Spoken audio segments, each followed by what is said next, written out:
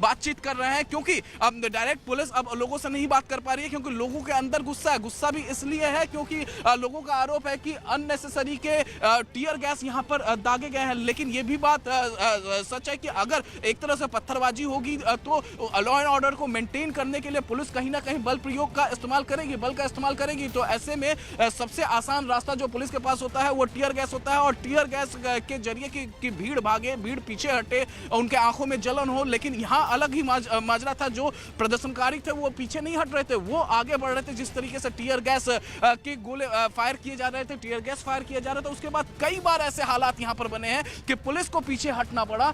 और उसके बाद दोबारा पुलिस हावी हुई है प्रदर्शनकारियों पर, तब प्रदर्शनकारी पीछे भागे। लेकिन कई बार इस तरीके का विजुअल्स, इस तरीके का नजारा हमने यहाँ पर देखा है कि पुलिस को पीछे हटना पड़ा। प्रदर्शनकारी इस तरीके से लॉ एंड ऑर्डर को अपने हाथों में ले लिए थे।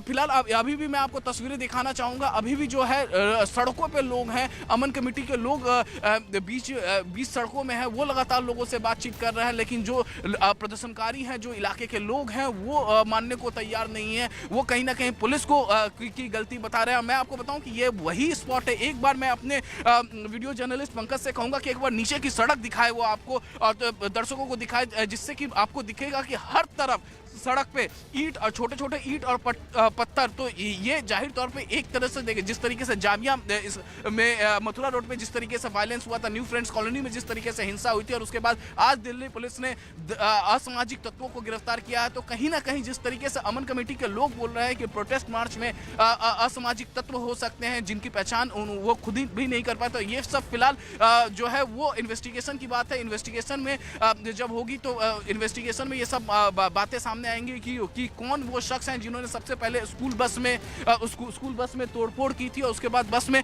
आनंद। तो फिलहाल हालात यहाँ के ये हैं कि लोग जो हैं अभी भी सड़कों पे हैं। अमन कमेटी के लोग यहाँ पर लगातार उनसे बातचीत कर रहे हैं। पुलिस पीछे हट गई है। पुलिस के अधिकारी हैं वो दूर से ही देख रहे हैं कि क्या हो रहा है, भीड़ सड़कों पे है। लेकिन आप जहाँ पर सिलमपुर में हैं वहाँ के हालात अभी किस तरह से हैं? जी देखिए, बिल्कुल अमित, अभी जो स्थिति है बिल्कुल नियंत्रण में, लेकिन लोगों के अंदर गुस्सा है कि शांतिपूर्ण प्रदर्शन चल रहा था उनका, और वो आज से नहीं चल रहा था। हमने कुछ लोगों से बात की, प्रदर्शन 1-2 दिन से चल रहा था। भाईजान, आज प्रदर्शन पहली बार तो नहीं हुआ, शायद 2-3 दिन से चल रहा था। पहले से भी चल रहा है, लेकिन हमारी तरफ से किसी भी आदमी ने कोई गलत काम नहीं किया, और उन्होंने समझाया था कि कानून अपने हाथ में नहीं होना चाहिए, किसी को कोई नुकसान नहीं होना चाहिए। लेकिन ये बीच में पत्थरबाज कहाँ से आ जाते हैं, क्या करते हैं, क्यों माहौल खराब करते हैं, ये और समझ से बाहर है। और भाईजान, ये जब आपका प्रदर्शन चल रहा था तो जाहिर तौर पे आपकी मीटिंग हुई होंगी पुलिस से, पुलिस भी मौजूद थी उस समय, हमने देखा उस समय। देखो, प्रदर्शन करने के लिए जैसे हम बाहर आए, बाहर आने के बाद में बिल्कुल जो हमारे बुजुर्ग थे उनके साथ में थे, नमाज पढ़ के निकले, बिल्कुल आराम से खड़े हुए थे, कोई दिक्कत नहीं थी, कुछ नहीं थी। जैसे चारों तरफ से हंगामा आया, हंगामा आने के बाद में उधर से जो है कुछ 1-2 पत्थर इधर फेंके, तो उन्हें क्या करना चाहिए था, उनका आंसू गैस के गोले नहीं छोड़ने थे। जैसे आंसू गैस के गोले छोड़े तो पब्लिक भड़क गई। अगर आंसू गैस के गोले नहीं छूटते तो इतना बड़ा हंगामा नहीं होता यहाँ पे। जो आंसू गैस के गोले छूटे तो पब्लिक भागी, तो कुछ गाड़ियाँ गिरी, कुछ ये जो वो खड़े हुए थे वो गिरे, तो इसके ना पर पब्लिक में जो ना एकदम जोश भर गया। पब्लिक में जब जोश भर गया तो वो आदमी भागते चले गए अपने कोई। अब जैसे गली में 10-15 आदमी उधर भागे तो उधर से वापसी 10-12 लड़के भागे, कोई लंबा कांड हो गया, भागो उधर से भागे, उधर से पब्लिक आ गई। कहाँ से शुरू हुआ था आपका शांतिपूर्ण तरीके जो प्रदर्शन था, कहाँ से शुरू हुआ था, कितने बजे शुरू हुआ था? ये हमारा ये शुरू हुआ था ये सुनहरी मस्जिद के पास से, वहाँ से हमने इसको शांतिपूर्ण वहाँ पे खड़े हुए थे। वहाँ से खड़े होने के बाद में फिर हम सिलमपुर चौक पे आ गए। सिलमपुर चौक पे आने के बाद में शांति से कर रहे थे, कोई कुछ नहीं हो रहा था यहाँ पे कुछ भी, सिर्फ मोदी के नारे लगा रहे थे। मोदी आया, इनने जो है ना सारे देश का नाश कर दिया आके, तो उसके खिलाफ। पत्थरबाजी जो है वो कितने बजे हुई है शुरू? ये 2 बजे करीब, 2:15 बजे, क्योंकि 2 बजे तो नमाज पढ़ के आए थे, जब तक तो कुछ नहीं था। जब नमाज पढ़ गया। तो आनंद लगातार बता रहे हैं कि किस तरह से अराजक तत्वों ने माहौल खराब करने की कोशिश की। न्यू सीलमपुर चौक से तमाम जानकारियां। इस बीच अमित सिंह हमारे सहयोगी ने थोड़ी देर पहले एक रिपोर्ट दी है जिसमें दिख रहा है कि कैसे लगातार लोग संघर्ष करते हुए दिख रहे हैं पुलिस से, और पुलिस भी इस बीच जवाबी कार्रवाई कर रही है। आंसू गैस के गोले दागे गए हैं, पुलिस वाले को मार रहे हैं। इस वक्त हम जाफराबाद इलाके में हैं और तस्वीरों में आप देख सकते हैं कि किस तरीके से पत्थरबाजी हो रही है, और हमें भी यहाँ से भागना पड़ रहा है। हम भी यहाँ पीछे की तरफ भाग रहे हैं क्योंकि पुलिस भी पीछे हट रही है। यहाँ पर तस्वीरों में आप देख सकते हैं किस तरीके से जो है यहाँ के इलाके के लोग जो है वो हिंसा कर रहे हैं। हिंसा लगातार यहाँ पर जारी है। आप देख सकते हैं तस्वीरों में पत्थरबाजी हो रही है, पत्थर चलाए जा रहे हैं और दूसरी तरफ आपको नज़ारा दिखाना चाहूँगा। ये एक डीटीसी बस और स्कूल बस है जिसको पत्थरबाजी के जरिए देखिए। और यहाँ पर देखिए एक शख्स चोटिल हुआ है, दिल्ली पुलिस का एक जवान। यहाँ तस्वीरों में आप देख सकते हैं दिल्ली पुलिस का ये जवान जो कि अपना काम कर रहा था, इलाके में लॉ एंड ऑर्डर मेंटेन करने की कोशिश कर रहा था, तो उसी दौरान पत्थरबाजी। देखिए इस वक्त पुलिस पीछे हट रही है, देख रही है लगातार आंसू गैस भी दिल्ली पुलिस और पैरामिलिट्री फोर्सेस के जवान जो है आंसू गैस भी फायर कर रहे हैं और पीछे भी हट रही है क्योंकि लगातार जो है पत्थरबाजी चल रही है। आप देख सकते हैं तस्वीरों में देख सकते हैं तस्वीरों में लगातार जो है पत्थरबाजी चल रही है और पुलिस भी भाग रही है। हम भी यहाँ से निकलने की कोशिश कर रहे हैं क्योंकि लगातार जो है वो पत्थरबाजी जाफराबाद इलाके में हो रही है। देखिए पुलिस फिलहाल जो है वो पुलिस जाफराबाद इलाके से निकली है। वीडियो जर्नलिस्ट पंकज के साथ अमित कुमार सिंह, न्यूज़ 18 इंडिया, दिल्ली।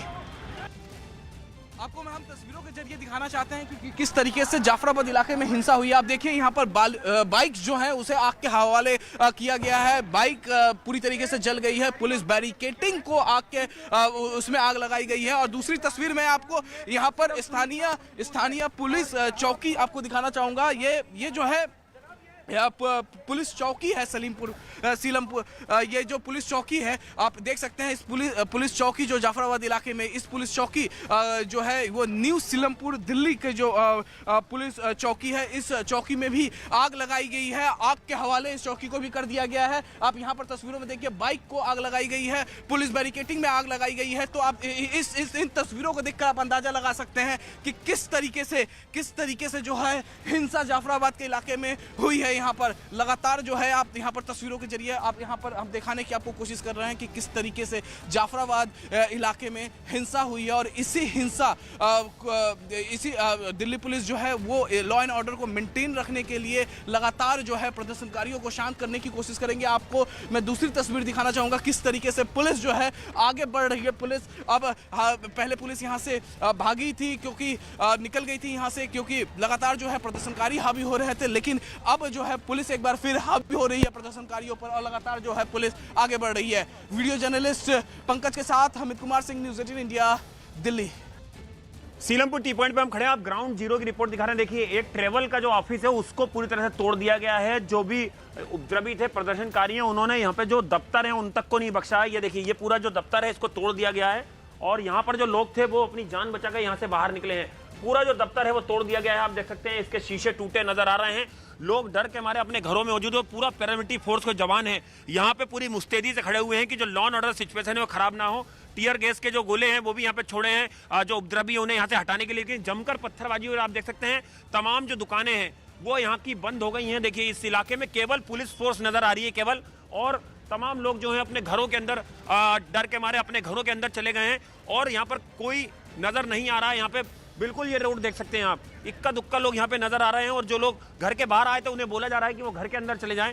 कुछ लोगों से बात करने की हम कोशिश भी करेंगे यहाँ पर। ये देखिए ये पूरा इलाका जो है यहाँ पर तमाम दुकानें बंद हो गई हैं और पूरा ये मार्केट है पूरा बंद हो गया। लोग अपने घरों से, खिड़कियों से और बालकनी से झांक के केवल देख रहे हैं कि यहाँ क्या माहौल है। लेकिन आप देख सकते हैं यहाँ पर कुछ लोग खड़े हैं, उनसे बात करने की कोशिश करते हैं कि हालात हुआ क्या था आखिर यहाँ पर।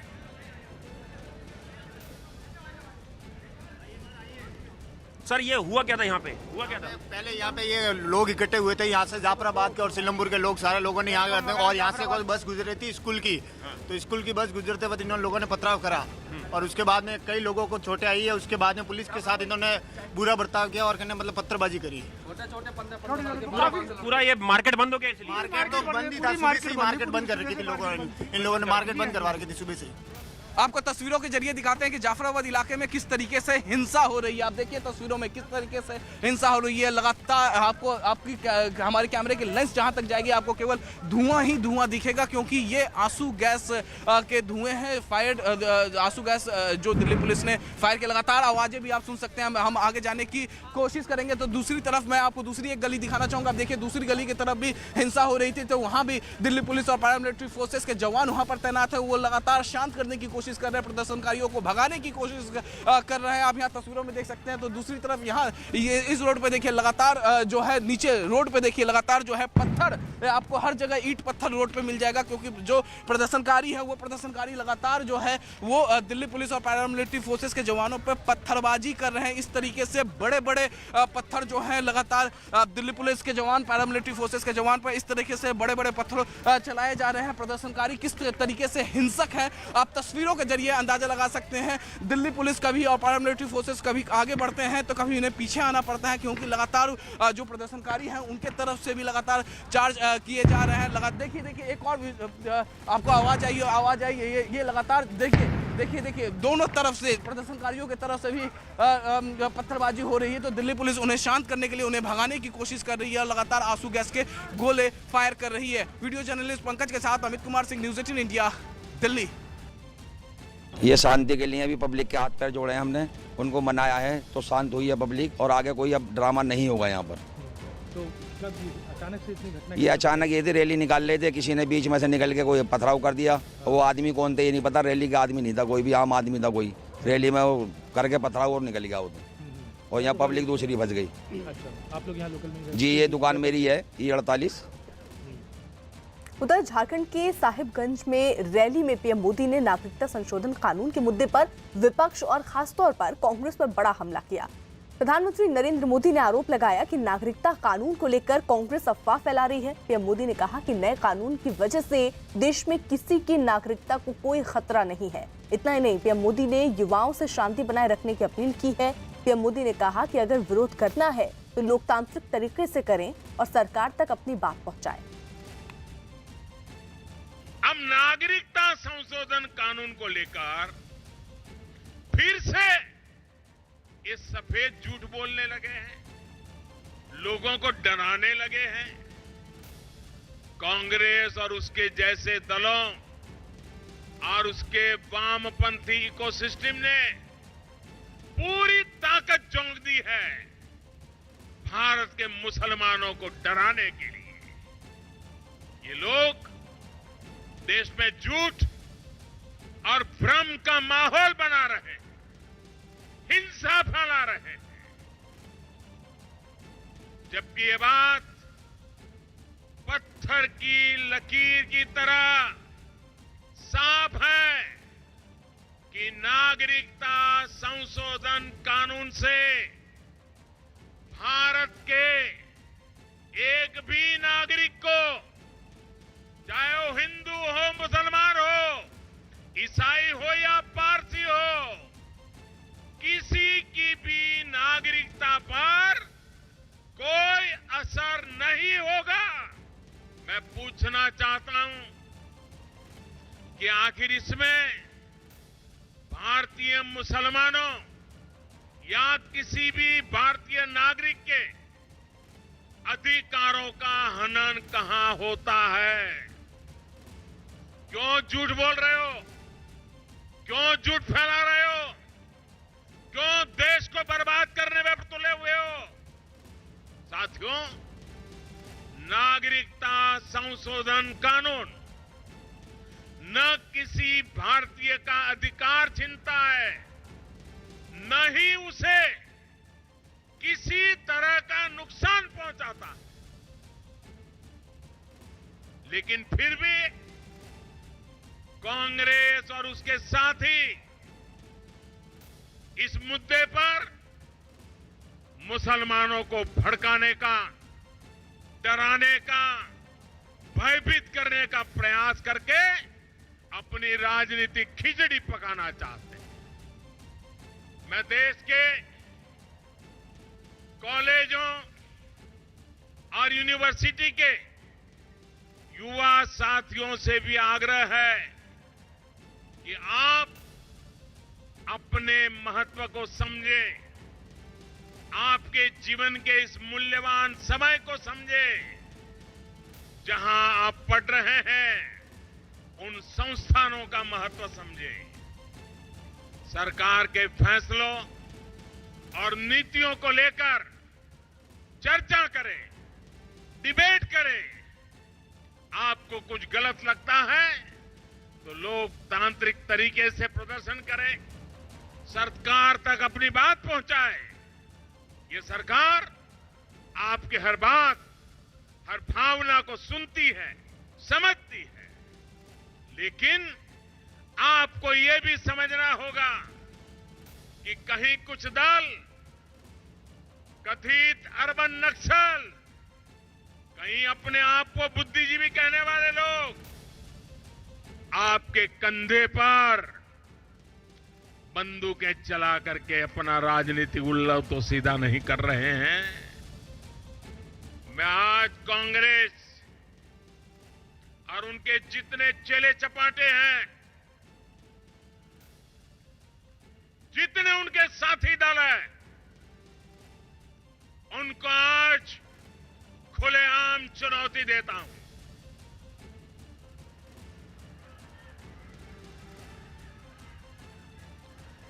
अगर उनमें हिम्मत है, अगर उनमें हिम्मत है तो वो खुल करके घोषणा करें। अगर उनमें हिम्मत है तो खुल करके घोषणा करें। कांग्रेस और उसके सारे साथी खुल करके घोषणा करें कि वो पाकिस्तान के हर नागरिक को भारत की नागरिकता देने के लिए तैयार है। कह दे जरा, देश उनका हिसाब चुकता कर देगा।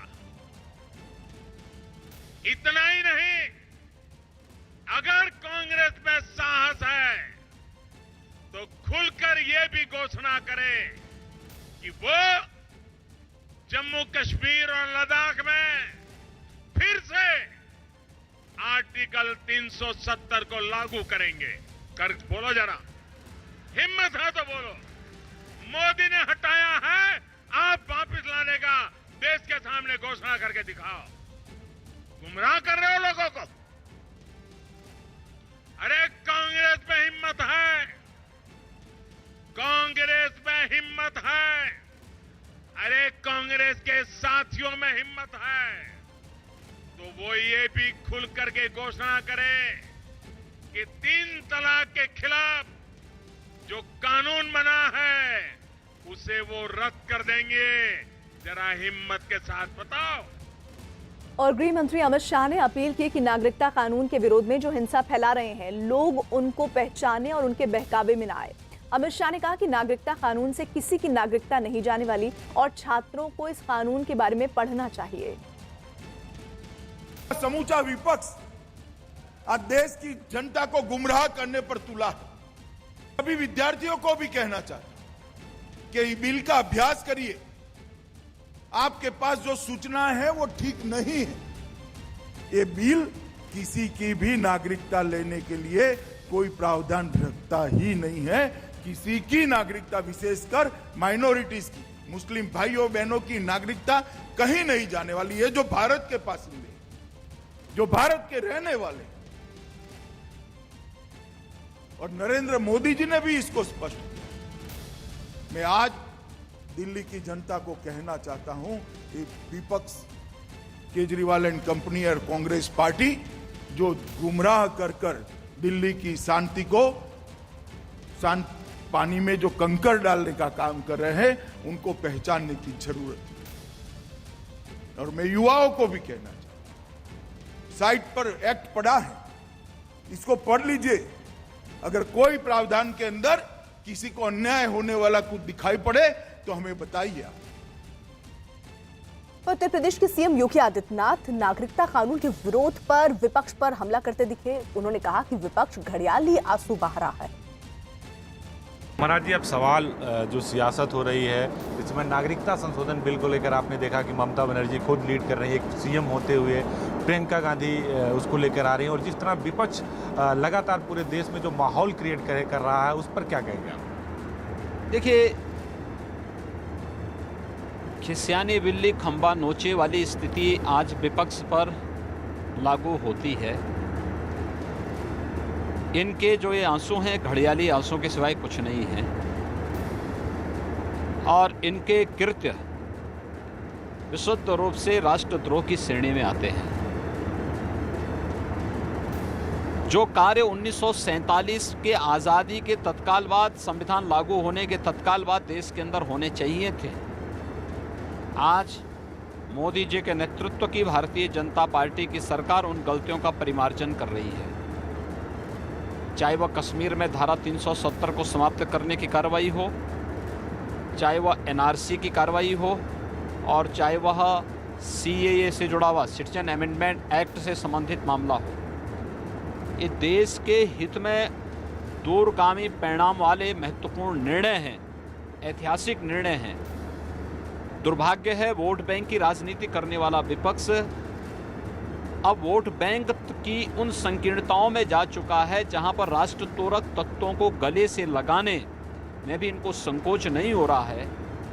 चाहे वह सुश्री ममता बनर्जी जी का मामला हो, चाहे वह प्रियंका वाड्रा जी का मामला हो, चाहे वह विपक्ष के नेताओं के बोल हों, दुर्भाग्यपूर्ण तरीके से इनके वही बोल हैं जो भारत का दुश्मन बोलता है।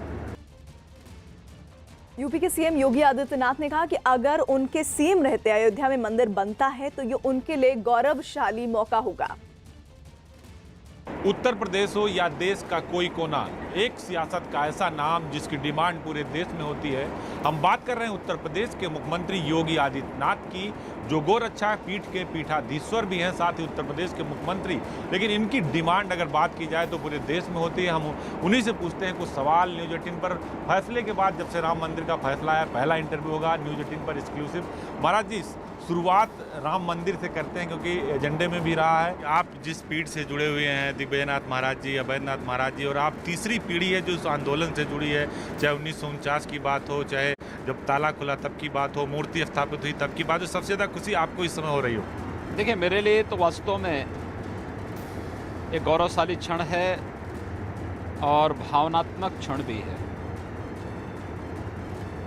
हमारा गोरक्षपीठ 1934 से राम जन्मभूमि मूवमेंट से जुड़ा हुआ है। मेरे दादा गुरु ब्रह्मलीन महंत दिग्विजयनाथ जी महाराज 1934 में और 1949 में अयोध्या मूवमेंट के साथ जुड़े थे और उसका नेतृत्व करता थे।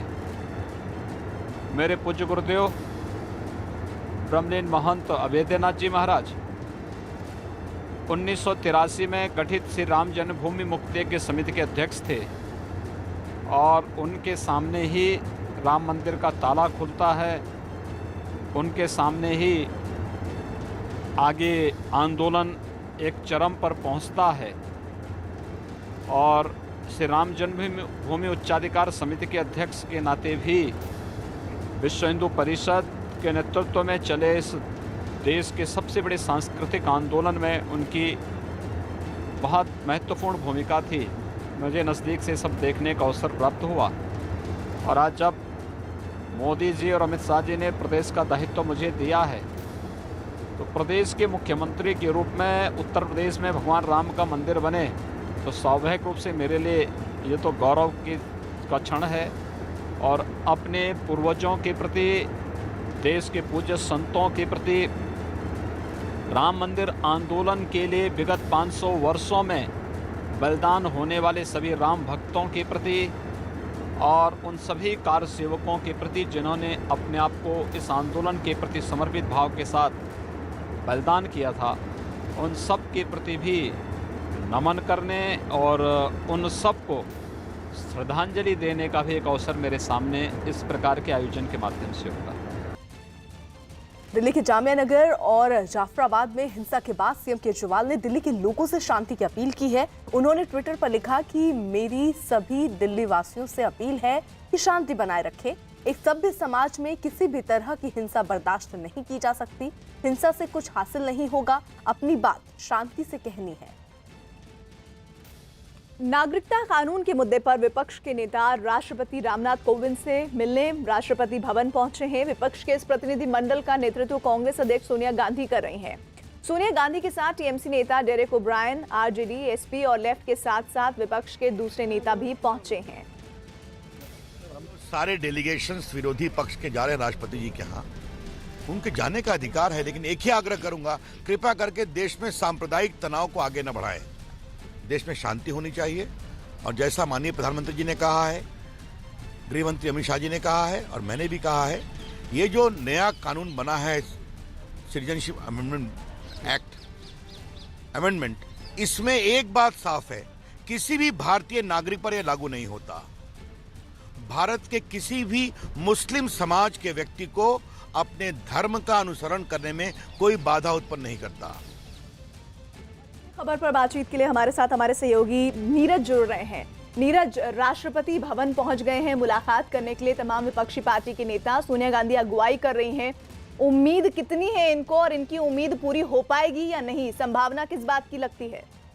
देखिए, करीब आधे घंटे ये मुलाकात के लिए विपक्षी पार्टियों के नेताओं की सोनिया गांधी के नेतृत्व में तमाम विपक्षी पार्टियों के नेता पहुंचे थे और ये बैठक अब से कुछ ही मिनट पहले खत्म हो गई है और अब से चंद मिनटों के बाद तमाम नेता जो है ब्रीफ करेंगे मीडिया को। दरअसल मांग ये है, विपक्षी पार्टियों के नेताओं ने जो राष्ट्रपति को ज्ञापन सौंपा है उसमें ये मांग की गई है कि नागरिकता संशोधन कानून के बाद देश में जो हालात पैदा हुए हैं उस पर राष्ट्रपति कोई पहल करे, क्योंकि विभिन्न इलाकों में देश के अलग अलग हिस्सों में प्रदर्शन हो रहा है और इसी मसले को लेकर पहुंचे थे। नागरिकता संशोधन कानून का विरोध तो विपक्षी पार्टियां कर ही रही हैं, जिसमें कांग्रेस प्रमुख है, लेकिन उस कानून के लागू होने के बाद जो विरोध प्रदर्शन जामिया विश्वविद्यालय, उत्तर पूर्व के राज्यों और देश के अलग अलग कोने पर हो रहा है, उन तमाम स्थितियों के बारे में अवगत कराया है राष्ट्रपति को विपक्षी पार्टियों ने और ये मांग की है कि कोई पहल करे। तमाम विपक्षी पार्टियों के नेता इस वक्त हमारे सामने मौजूद हैं और वो राष्ट्रपति भवन से निकल चुके हैं और अब से थोड़ी देर बाद मीडिया को संबोधित करेंगे।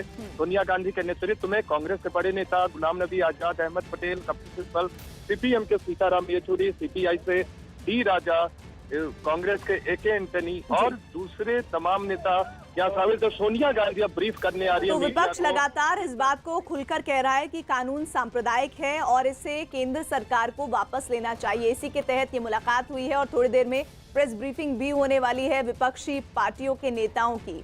हमारे साथ नीरज लगातार बने हुए हैं। नीरज, अभी हम कानून मंत्री को भी सुन रहे थे, उन्होंने कहा कि मेरी एक दरख्वास्त है कि आप राष्ट्रपति जी से मिलिए, कोई दिक्कत नहीं है, लेकिन सांप्रदायिकता जिस तरह की हो रखी है इस वक्त दिल्ली समेत पूरे देश भर से, जिस तरह से लगातार अराजक तत्व एक्टिव हो रखे हैं, उस बात को तवज्जो ना दें अपनी बात रखते हुए।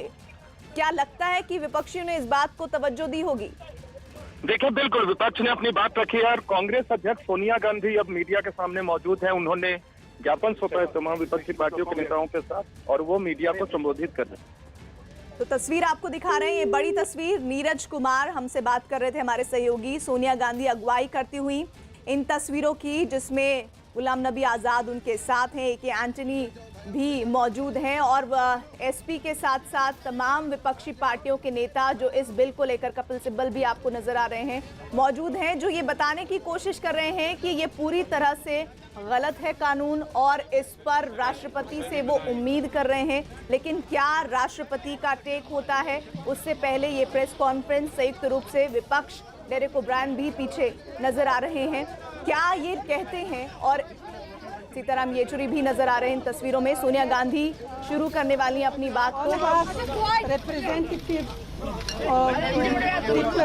different parties, 12 of them have met the president to plead with him to intervene in the situation. The situation in the northeast, which is now spreading throughout the country, including the capital, the Jamia University, because of the act, is a very serious situation. We fear that it may spread even further. We are anguished at the manner in which the police has dealt with peaceful demonstrations We have the example in Delhi where the police entered the Jamia women hostel and dragged the women student out. It mercilessly beat other students, not only here in Delhi, who were demonstrating, which is their democratic right as is ours to demonstrate. I think you all have seen that the BJP government, that the Modi government seems to have no compulsion when it comes to shutting down people's voices and implement legislations which do not seem to be acceptable to the people and to us in a democracy. Madam, he's alleging that the Congress. I would like other.